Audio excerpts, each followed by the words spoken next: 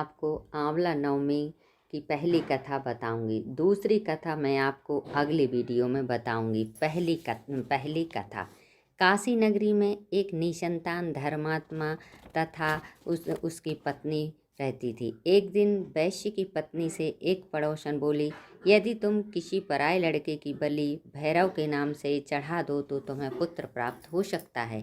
यह बात जब वैश्य को पता चली तो उसने अस्वीकार कर दिया, परंतु उसकी पत्नी मौके की तलाश में लगी रही।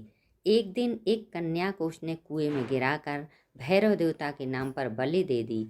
इस हत्या का परिणाम विपरीत हुआ। लाभ की जगह उसके शरीर में कोढ़ हो गया। लड़की की प्रेत आत्मा उसे सताने लगी। वैश्य के पूछने पर उसकी पत्नी ने सारी बात बता दी। इस पर वैश्य कहने लगे कि गौवध, ब्राह्मणवध तथा बालवध करने वालों के लिए इस संसार में कहीं जगह नहीं है। इसलिए तू गंगा तट पर जाकर भगवान का भजन कर तथा गंगा में स्नान कर, तभी तू इस कष्ट से छुटकारा पा सकती है।